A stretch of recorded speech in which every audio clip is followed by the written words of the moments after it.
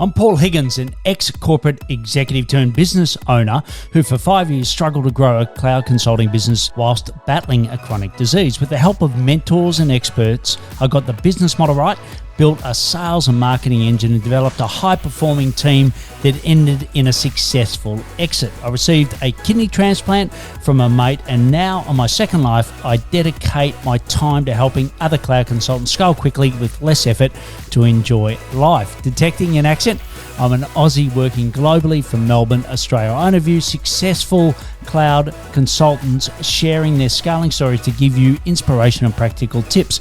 I have dedicated experts for cloud consultants on the show to save you time and money by working with the right people. If you want to scale quickly with less effort to enjoy life, you're in the right place.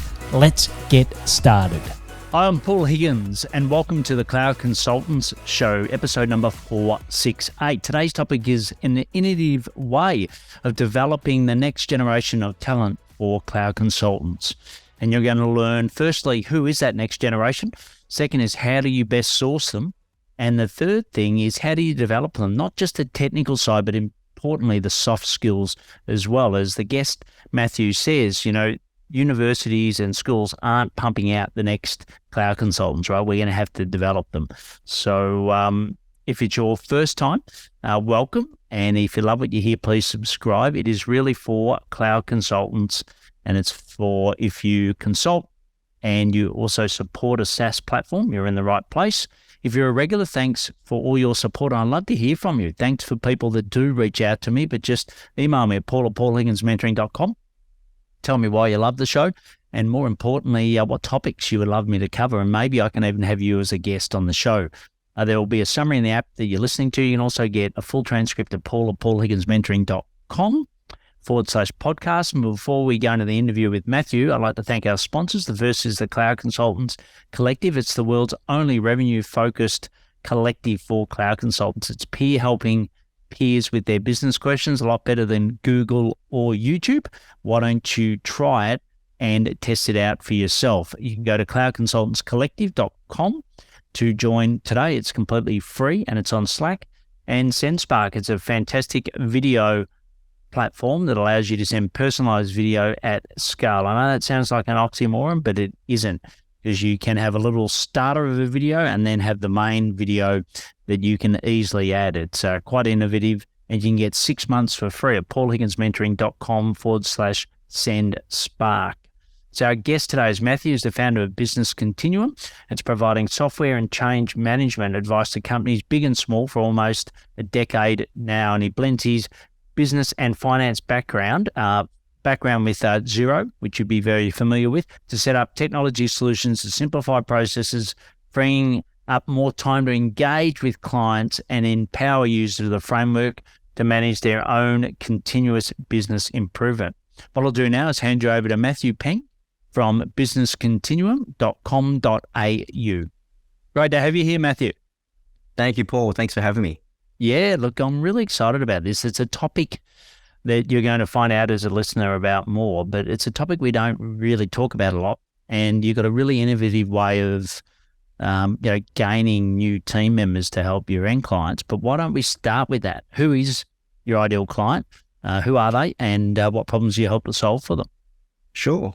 So with Business Continuum, we've been around for 9 years, and we've sort of serviced everybody by and large. We've, in the early days, we'd work with sole traders and very small businesses, and get called upon by very large sort of listed companies, not-for-profits. So we do have a large range and array of clients, but we sort of specialize in or have two sort of modes of focus.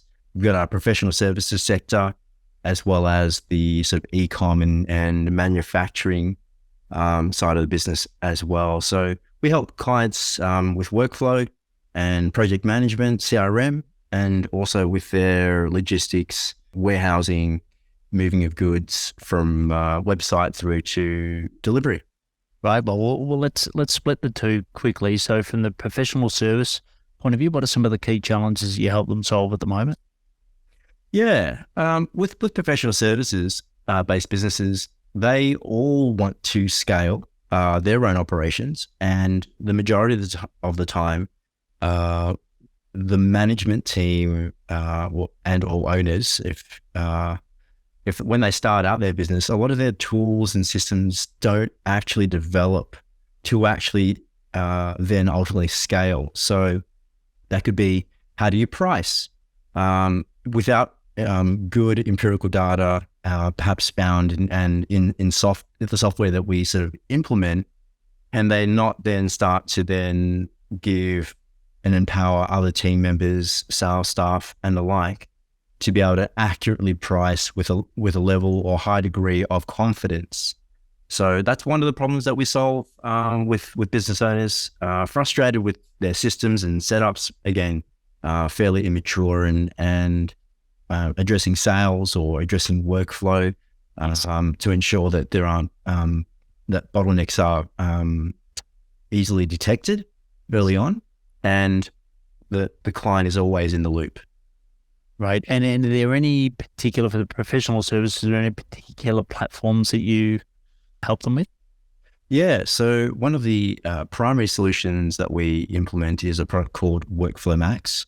And Workflow Max is ideally suited anywhere, in my opinion, from 5 to sort of 50 staff or employees. That I think is its sweet spot in terms of capability, and that sort of services engineers, creative agencies, IT, and other sort of professional service-based businesses. And then if I look at sort of more of an enterprise, 50 seats and above, the preferred application is something called Scoro, which we've been a long-standing partner of here in Australia. And that just has the ability to scale multi-entity, multinational capabilities, and just a vast array of capacity planning capabilities that you would have as your workforce grows. I view professional service-based businesses as selling time as their inventory. And so having that capacity planning module that really speaks to how busy each and every one of our staff members are is critical as you scale. Yeah, great. And because when we had our agency, we used to use MavenLink. Yes. We used to help distribute MavenLink. So Scoro, in the similar class as, say, MavenLink? Yeah, I think Score is a little bit more further reaching by the pure fact that it sort of manages the financial aspects of project management as well. And it also includes early stage CRM pipeline management. So, Okay. It's More robust. It's got a little bit more of an ERP sort of feel to Scoro for professional services. Brilliant. And as far as the, e-commerce side, the other avatars that you spoke at, ICPs, what problems are you helping them solve? Yeah. Again, lots of businesses come to us. Perhaps they've got a Shopify front, and in the early days, they haven't really tracked their inventory very well above and beyond, say, spreadsheets. That's quite a common occurrence with clients that we deal with. Yes. And the other piece is, from the other end, is manufacturing, where they've got very outdated systems that they've used for 20 plus years, and they're wanting the efficiency gains, the modern capabilities of what a lot of cloud-based software solutions offer now that just didn't exist. Yeah. And are the similarities in what you provide them from a platform point of view, or you're providing something different? Yeah. So we do work with an array of inventory solutions and add-ons. We work with a product called Unleashed Software, and also another product called Deer Inventory Systems, which Deer Inventory was recently acquired by another company called Sin7, and also we are also Sin7 partners. So we have options between the three, and some applications are better suited for certain circumstances. If you're a drop shipper versus if you're someone who does a lot of retail stores in addition to e-com, so omni-channel selling, versus products that work really well for food and beverage as well. Yeah. And often we have people on that say they're a particular partner and that's all they do. versus, I find the solution and then the right solution. So it seems like you're in the second bucket. Is that how did you start your business with that intent, or is it something that's evolved over time? Yeah, absolutely. It was something that I started with that in mind. While it's great to be a specialist, when the clients come to you with needs that those products just cannot serve, Yes. you really have to cast the net a little bit wider. And so over time, I've found that I've been able to very quickly grasp the capabilities of any piece of software while trialing it. So I've been able to very quickly vet systems without needing to invest, hours upon hours to train and skill myself up. It's a knack that I've got for software solutions to be able to pick them apart very quickly, strengths and weaknesses. So that's what I employ when I look at solutions for my clients with specific system requirements. Brilliant. Well, we now know who you work for and what problems you solve. Now it's around who helps you to do that, which is your team, right? And when we first caught up and were introduced by Brian Williams, so shout out to you, Brian. I think you're a regular listener. So shout out for introducing Matthew to me. But you sort of talked about how you work with either people that are in universities or people that are recently graduated to be part of your team. And it was quite innovative. I've spoken to hundreds and hundreds of cloud consultants across the globe, but I haven't heard anyone doing it like you are. So that's the reason why we had you on, other than your other expertise. But why don't you just sort of tell us in your own words, your talent plan, like how you go about attracting these people, why you set it up that way, and a little bit about how it works if you couldn't get a more umbrella question. With a little bit of a backstory for your listeners, I have, scaled this business to sort of 15 bodies with the help of other business owners and directors. And so I have tried the traditional methods, reached into my network, and found, very highly qualified individuals to sort of deliver projects, work with our clients directly, end to end. And it's only really since coming out of COVID, when we had to shrink our team ever so slightly based on the number of projects, and even our staff and employees, my team, wanted other opportunities, took it as an opportunity to try something new. And so in trying to scale my business again, I went sort of back to first principles, even to kind of the reason why I started the business. I really wanted to help clients, and look, I had the background to be able to work with clients under the umbrella and safety of another software company. But I really wanted to break out into my own and really help clients directly. And I sensed that with working with younger individuals coming out of university and school, they all have that same desire, that same hunger to just want to learn and help wherever they possibly can.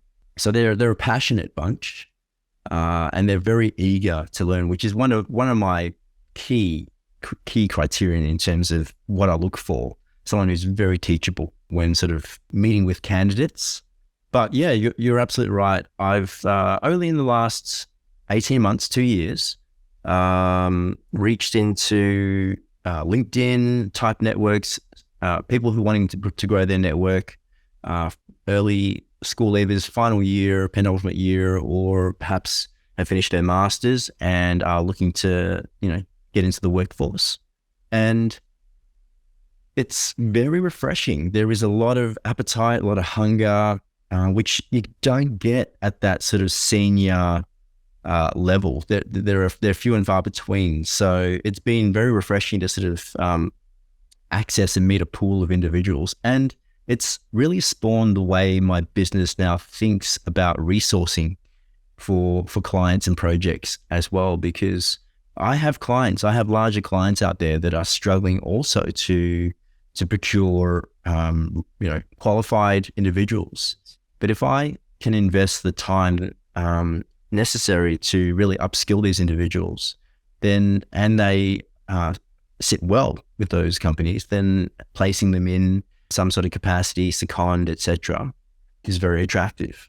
Yeah, so you might be listening to Matthew and saying, look, that sounds great, Matthew, but maybe I've had the experience where I've had high turnover of staff, definitely through COVID, and I've got to go retrain people every time they leave, and doesn't that create the pace of getting someone up to speed to do a project, doesn't that slow your business down? So I'm sure you're sort of maybe thinking that, or sorry, I'm not sure. You're probably maybe thinking that, or certainly I was when I first spoke to Matthew. So, what's been your experience with that, or how have you coped with that? With the team that I ultimately bring on or into the business, there are aspects of the business that are, fairly repetitive. Mm-hmm. And with that repetition, you can build confidence in those staff members or new employees very, very quickly. For them, it's a brand new experience. And, while I've done thousands of templates for clients over the course of my consulting time, for them, it's their first 1, 2, 10 templates, and they're learning, they're getting different looks at different clients and businesses. It's all new for them. So the engagement is really high. Even if we think it might be a mundane task, we sort of assume that it is, but they're highly engaged. And I sort of see it a little bit more fluidly because I do try to bring them into my meetings with my clients early on, so they really understand the entire journey that our clients go through when engaging business continuum.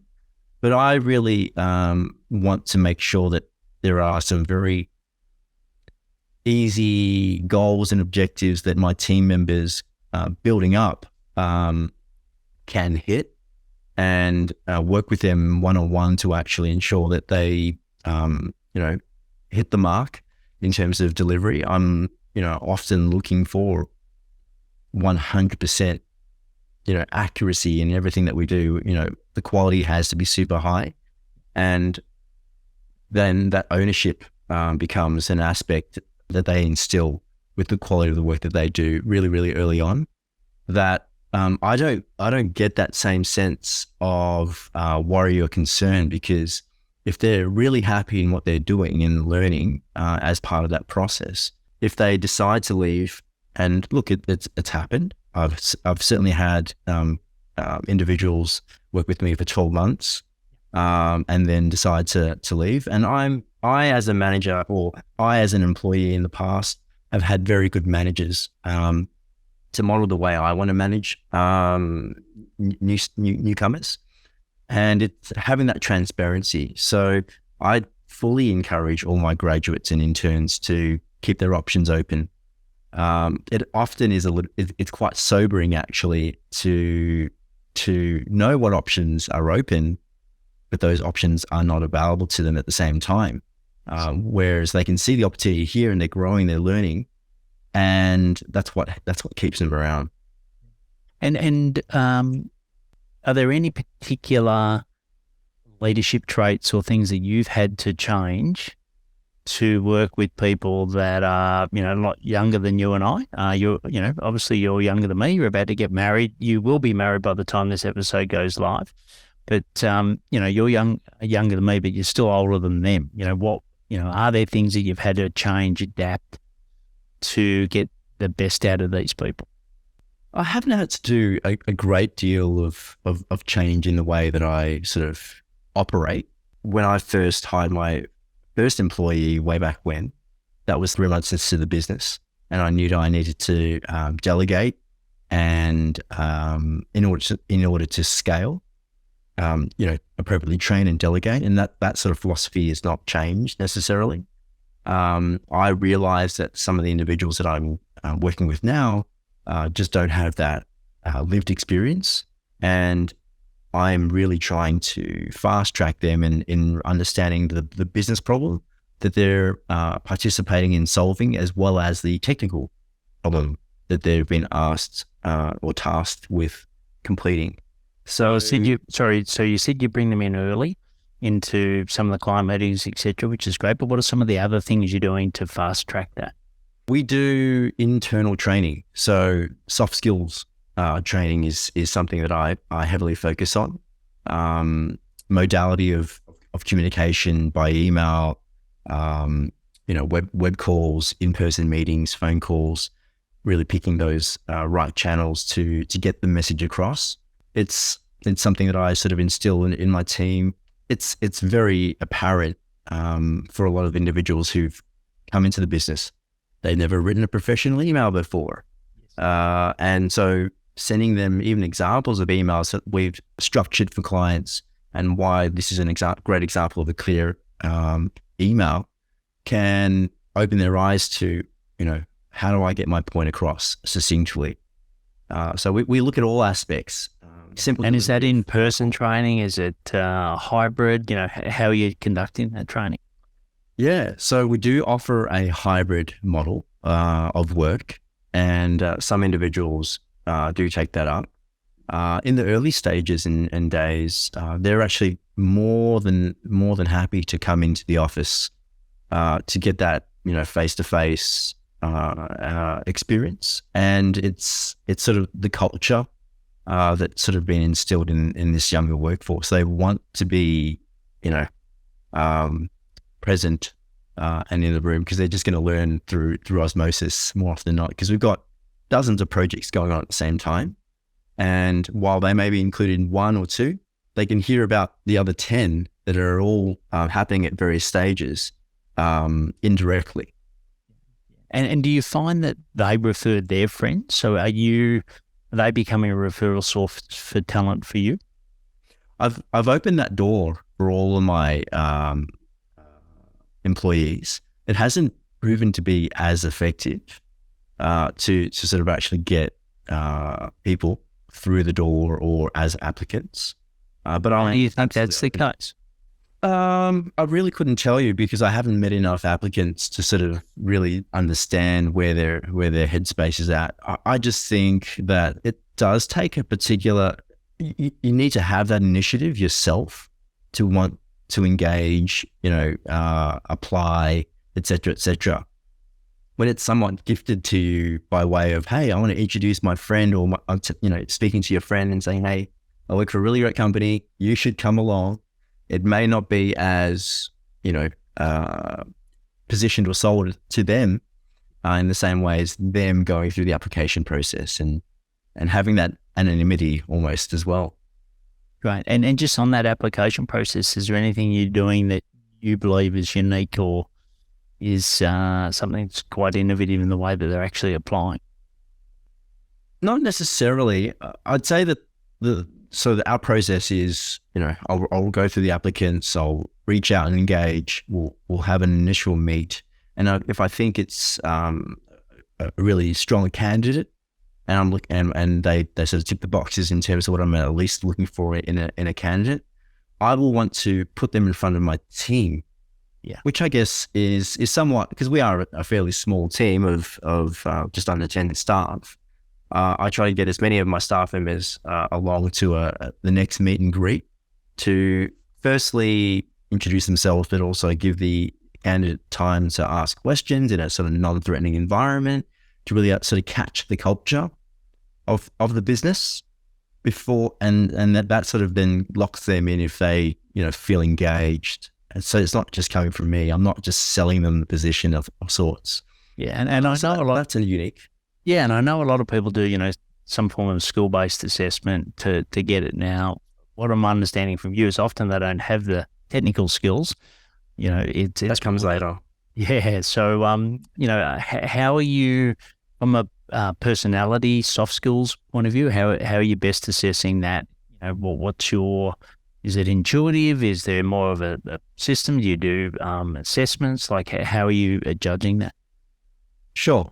So while technical skills are great, and hopefully there's something demonstrated on their resumes, CVs that speak to some experience with coding or other sort of maths and calculations, etc., because that's definitely needed in these types of roles. I don't necessarily do any aptitudes type tests of the individuals up front. It's largely based on gut feel in terms of fit for culture. But after they join, I do definitely like to encourage them to take a couple of personality tests. One test that I use fairly regularly and introduce to all my staff is something called 16personalities.com.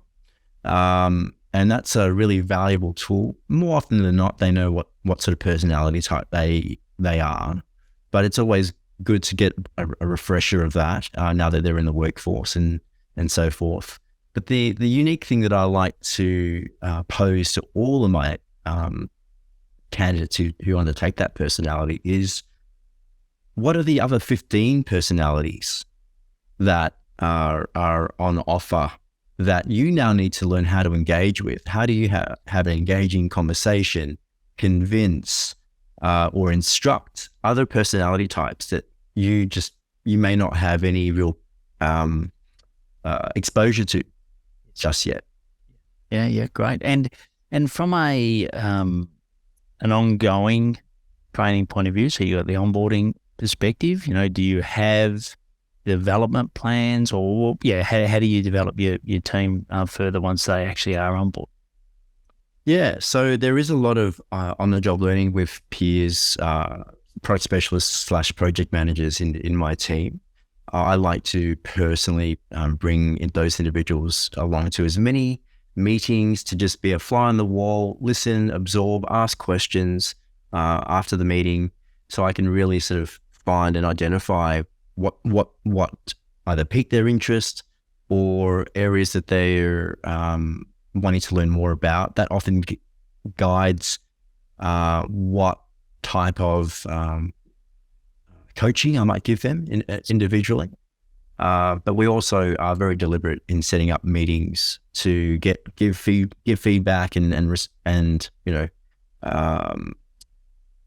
offer them opportunities to ask questions. And do you do any external training at all, or provide them any external training?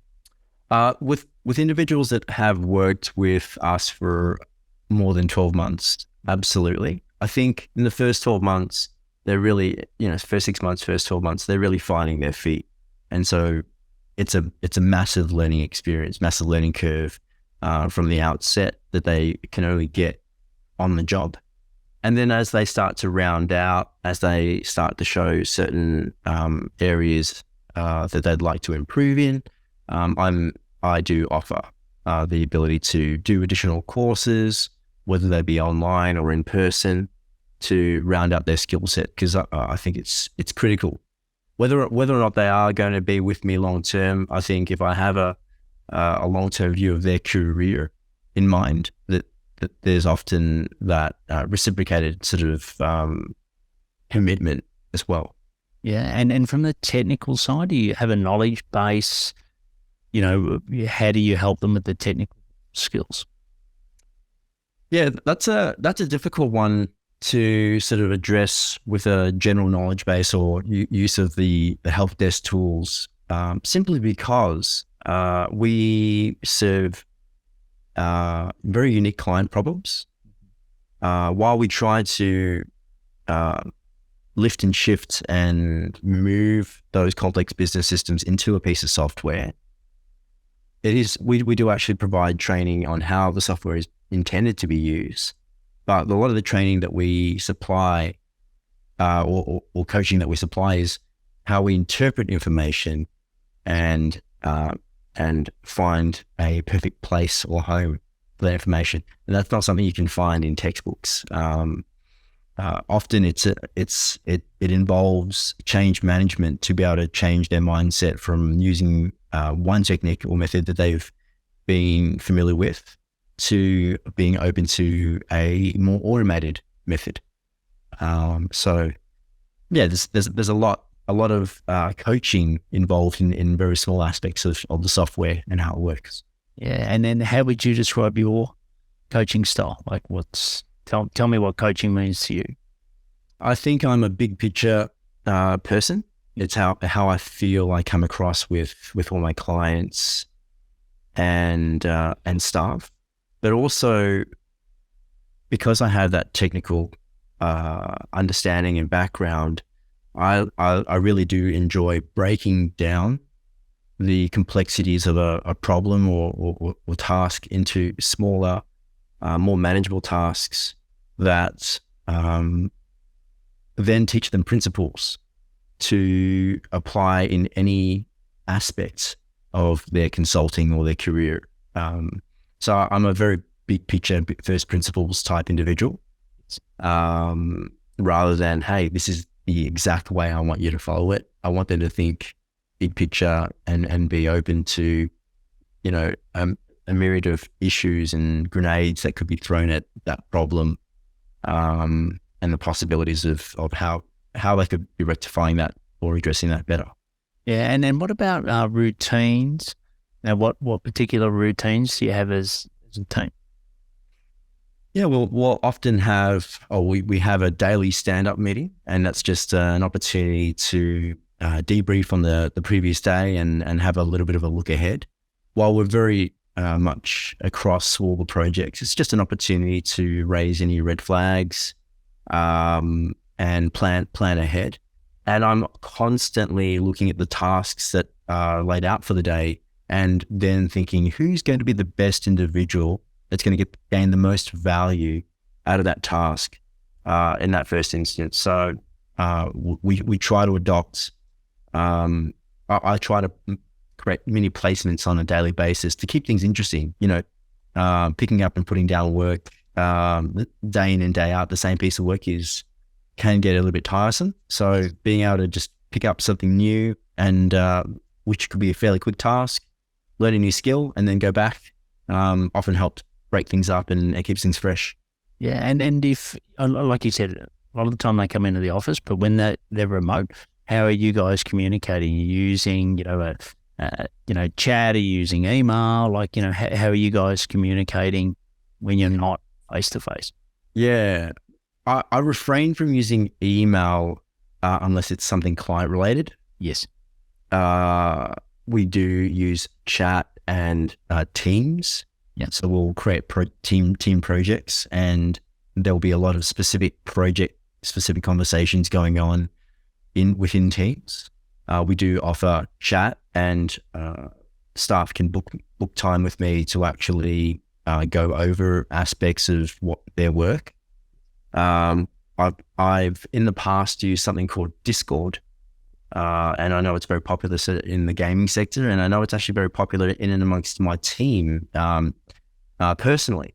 And so that's something I've, as an initiative, wanted to bring in to give that individual the ambiance of being in the office, because you can turn on that live mic and you can sort of have that back and forth without needing to physically be there and have the camera on, etc. Yeah, look, it's definitely been a bit of an, I believe I'm a good adopter of technology. I always have been. But I'm over 50 now and I've got a 21 and 18-year-old. And it's interesting. Like, we don't often talk. With my parents, was only either face-to-face communication or by the phone, right? That's the only options we've got. Whereas now we've got, a group family chat and, we run updates everyone. And it's very different and personally, it's more my style. I actually really enjoy that. But I think these days, if you're listening to Matt and, the younger people that he's bringing into the business out of uni, etc., I think making sure they're using the tools that they're naturally on, like Discord is a great example, that it makes it a lot easier.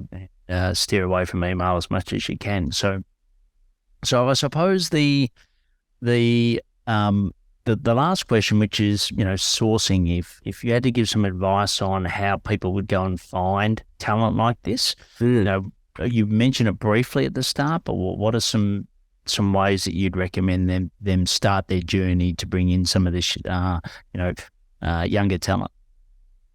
Yeah, I've traditionally looked at sort of employment portals as such, where I can list a job ad and get responses. They've been great historically, but with this younger generation, I've since found LinkedIn has become a much more popular way to engage. Like, I get way more candidates via LinkedIn and as a job advert than I have ever gotten through traditional job portals, employment portals. And that just gives me a lot of looks at a lot of individuals, and then I'm both assessing who would be a really good fit for now and who could be a really good fit for 6 months from now. Because these school leavers, will, if they're in their penultimate year, they may finish and graduate in 2024, right? And they could, as long as they're available, they could be an opportunity. You could interview them now and say, hey, there's an opening if you're willing and able and open to it, to come into the business in 2024. I've actually instituted sort of 6 monthly sort of induction cycles. Yeah. And so in doing that, I've then effectively got individuals who've been in the business for 6 months who can effectively buddy up with, newer individuals. And so there's this co-learning that also goes on and peer-to-peer learning that is occurring at the exact same time, which is fantastic to see them vibe and learn and, cooperate so organically as well. Yeah. But yeah, that's brilliant. That's brilliant. And, I think the other great thing now is you can learn so much about someone from their profile, which can help you then make those decisions. So I think that's great. Well, look, we could ask you a lot more questions, or I could ask you a lot more questions. And, if you've got more questions of Matt, we'll have all the links that you can get in contact with him after the interview. But what we'll do now is go into the rapid fire. So you ready for that, Matt? absolutely. Let's go. All right. Well, let's go. So the first question is, what are some daily habits that help you scale your business faster? Yeah, I like to time block my time and move my appointments or internal admin sort of stuff on a daily basis to really ensure that the team know where I'm at and what I'm thinking about and doing as a transparency piece. And I tried my very best to only block out 80% of my time in a given day, and giving myself the flexibility to respond to new prospects and opportunities. If I'm fully blocked out for the day, I dislike having that full calendar of a day. Yeah. That's a habit that helped me scale and take on more. Right. And where do you learn more about how to, scale business continuum? Yeah, it's actually my network. I have a very strong network of consultants and advisors, and I'm always on the lookout for new initiatives, and advice and feedback from my network. Yeah, brilliant. And the next is, if we could grant you one wish for the business, what would it be? Yeah, I think this is an interesting question, because I don't think there's one silver bullet to really help my business, because there'll ultimately be something else that the business will need. But having the courage and the ability to adapt to new situations is probably being able to practice that more rigorously is probably my wish on a daily basis. Right. And the last thing is, what do you know now that you wish you had have learned and maybe implemented earlier? Yeah, I think as a business owner, for the last 9 years, my physical and mental health has been something that I've focused on, more so recently, post COVID. But had I had a better focus on that in my earlier stage of the business, it would have helped me de-stress a lot quicker at the end of the day when I go for runs or walks or workouts. And now I have that mindset, that the endurance, and I've done the hard yards with the physical, and everything else should be easy. Yeah, brilliant. Well, look, you can find out more. Like I said, the links will be in the show notes, but you've been listening to Matthew Peng. It's episode number 468. He's from businesscontinuum.com.au, but as I said, all the links will be in the show notes.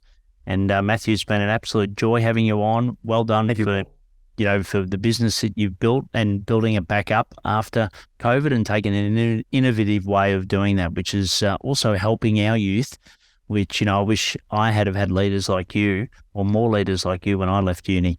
That's for sure. But Matthew, thanks a lot, and great having you on. Thank you, Paul. Thank you.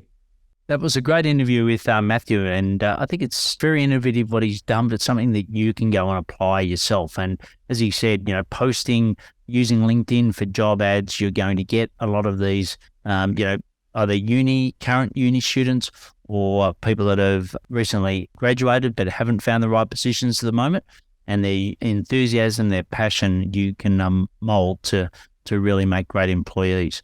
And why don't you thank Matthew? Also, he's got married now since the podcast interview. So go and find him on LinkedIn. The link is in the show notes. And also, why don't you share it with some of your peers, right? We're all, finding it hard to get the right talent. This is an innovative way of doing it. So why don't you share it with them? They'll love you for it. Check out our solo shows. Also, if you're scaling your cloud consulting business and want to benchmark as to what you maybe have, which is great, or what you're missing, just go to the paulhigginsmentoring.com/blueprint and get your free copy today. And please take action to scale quickly with less effort to enjoy life more. Learning is just one piece of the puzzle. It is now time for action. Head to today's show page at paulhigginsmentoring.com/podcast. Get the links and put it into action. Head to your favorite podcast platform, subscribe, rate, and review the show. Suggest topics for me to cover at paul@paulhigginsmentoring.com. And don't wait one more minute to gain access to content, especially for you, a cloud consultant, at paulhigginsmentoring.com/newsletter. This could be the difference between wasting time figuring it out yourself or scaling quickly with less effort to enjoy life.